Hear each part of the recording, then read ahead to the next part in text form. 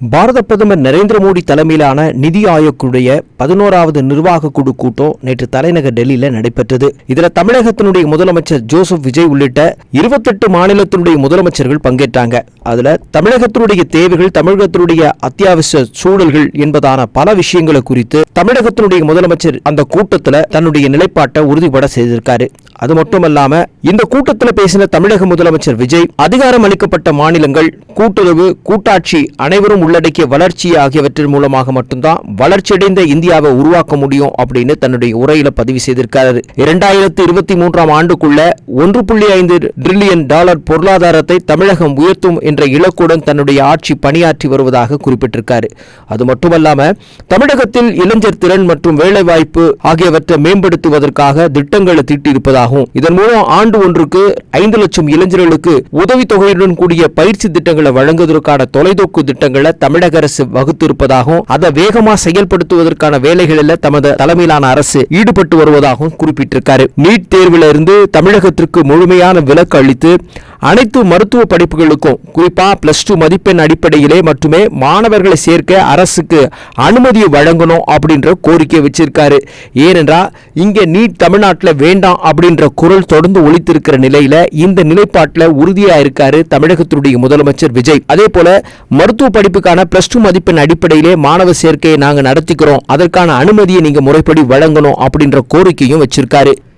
ஏற்கனவே தமிழகத்தில் மதுரை மாநகரில் எய்ம்ஸ் மருத்துவமனை கொண்டு வரப்பட்டிருக்கக்கூடிய இந்த சூழலில் கோவையில் 2வது எய்ம்ஸ் மருத்துவமனை அமைக்க வேண்டும், அதற்கான நிலத்தை மாநில அரசு வழங்குவதற்கு தயாராக இருப்பதாகவும், இந்தியாவில் மதசார்மைக்கு உதாரணமாக விளங்கக்கூடிய திருக்குறளை இந்தியாவினுடைய தேசிய இலக்கியமாக அறிவிக்கணும் அப்படின்ற மாதிரியான சில கோரிக்கைகளையும் வச்சிருக்காரு.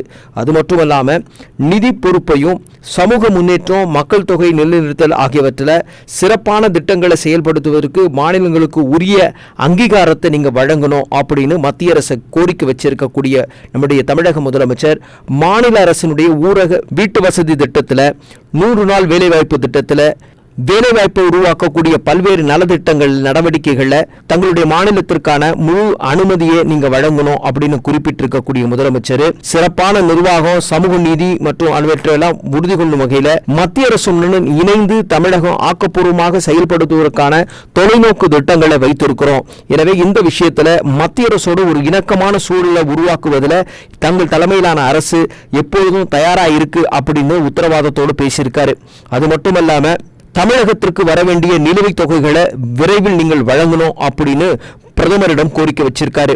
தேசிய கல்விக் கொள்கை அல்லது மும்மொழி கொள்கையை திணிக்காம ஒருங்கிணைந்த பள்ளி கல்வி திட்டத்தின் கீழே ஏற்கனவே நிலுவையில் இருக்கக்கூடிய 3284 கோடி ரூபாய் நிதியை உடனடியாக மத்திய அரசு தமிழக அரசுக்கு வழங்கணும். இதன் மூலமாக தாங்க நாங்கள் தமிழகத்தில் வறுமையற்ற தமிழ்நாடு இயக்கம், அனைவருக்கும் வீடு ஆகிய திட்டங்களை போதிய நிதி அளிக்குவதற்கும் மத்திய அரசு தயாராக இருக்கணும் அப்படின்னு கோரிக்கை வச்சிருக்காரு. பேரிடர்களை எதிர்கொள்ள காலநிலை தாங்குத்தன்மை பெருந்திட்டம் என்று 2045 என்ற இலக்கோடு கூட அந்த திட்டத்தை நாங்கள் தொடங்கி இருக்கிறோம். ஒகேனக்கலுடைய 3வது குடிநீர் திட்டத்துக்கான 2283 கோடி ரூபாய் நிதி உதவியை மத்திய அரசு உடனடியாக வழங்கினா அதன் மூலம் தமிழகத்தில் இருக்கக்கூடிய இந்த ஒகேனக்கல் குடிநீர் திட்டத்தினுடைய விஷயங்களை நாங்கள் வேகப்படுத்த முடியும் அப்படின்னு குறிப்பிட்டிருக்காரு. அது மட்டுமல்லாம தமிழக மீனவர்களுடைய வாழ்வாதார பிரச்சனைகளில் இருக்கக்கூடிய பல பிரச்சனைகளை சுட்டிக்காட்டிய நம்முடைய முதலமைச்சர் தொடர்ந்து இலங்கை கடற்படையினாலும் பல்வேறு இன்னல்களுக்கு ஆளாக வேண்டிய தமிழக மீனவருடைய வாழ்வாதார நிலைகள் குறித்து சில விஷயங்களை பதிவிட்டதோடு, இலங்கையிலும் பாகிஸ்தானிலும் சிறைப்பிடிக்கப்பட்டிருக்கக்கூடிய தமிழக மீனவர்களை, அவர்களது படகுகளையும் மீனவர்களையும் உடனடியாக விடுவிப்பதற்கான நடவடிக்கைகளை எடுக்கணும் அப்படின்னு குறிப்பிட்டிருக்காரு. குலசேகரப்பட்டினத்தில் இருக்கக்கூடிய விண்வெளி மையத்தை தேசிய விண்வெளி உற்பத்தி மையமாக அறிவிக்க வேண்டும். அதன் மூலமாக தமிழகத்தினுடைய புதிய மைல்களை நாங்கள் தொடுவதற்கு இலக்காது இருக்கோம் அப்படின்னு குறிப்பிட்டிருக்காரு.